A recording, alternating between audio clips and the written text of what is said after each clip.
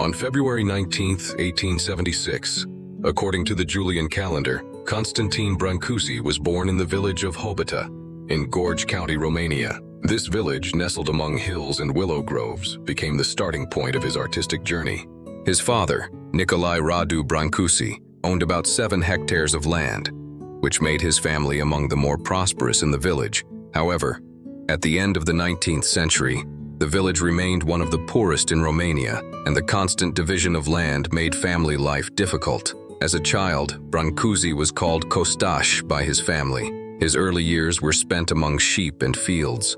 Poverty did not extinguish his curiosity about the world. Nature became his first source of artistic inspiration. While tending sheep, he shaped small figures from riverbank clay and carved wood with his pocket knife. These were his first artistic attempts. No one imagined that this young shepherd would one day become a master sculptor. At the age of 7, Brancusi began herding sheep in the mountains. Each year, he would lead the flock up to the mountains at Easter and return only in October. During this time, he spent most of his days creating. He did not enjoy shepherding, but he was deeply passionate about sculpture. With his pocket knife, he carved all kinds of shapes into wood. His companions remembered that he was always making mischief, but in reality, he was absorbed in his small creations.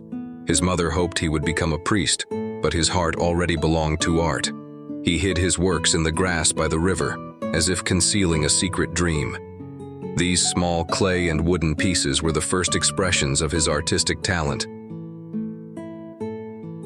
At the age of 12, poverty forced him to leave his village. He went to Slatina and became an apprentice in a shop. It was the first time he had left home to face the unknown world alone. Working in the shop allowed him to handle various objects. He observed their shapes and textures, which later became a source of inspiration for his sculptures.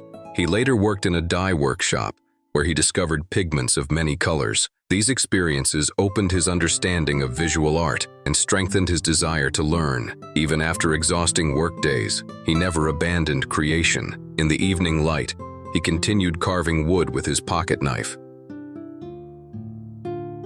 In 1889, he arrived in Craiova and worked in a restaurant near the railway station. He worked 18 hours a day, but this hard labor did not extinguish his artistic dream.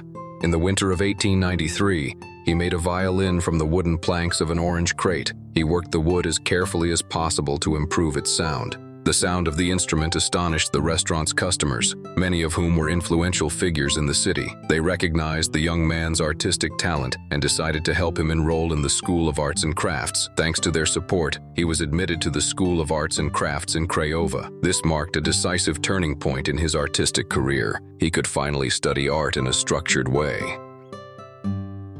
The School of Arts and Crafts in Craiova was the second institution of its kind in Romania.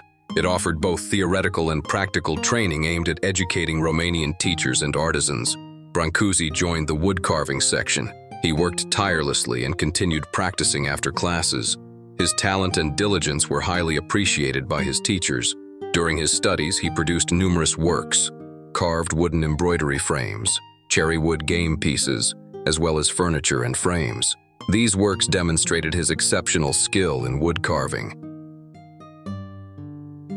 In the summer of 1897, Brancusi traveled to Vienna with letters of recommendation from his teachers and worked in an artistic wood workshop supplying the renowned Thonet company. During 2 months, he not only refined his craftsmanship, but also discovered for the first time, in museums of ancient art, mineralogy, and ethnography, the essential power of forms, structures, and materials. This experience led him to understand that the essence of art does not lie in elaborate ornamentation, but in the intrinsic order and beauty of things. When he left, he carried with him not only a certificate of qualification, but also a conviction that would guide him throughout his life, to return to essentials and remain faithful to materials.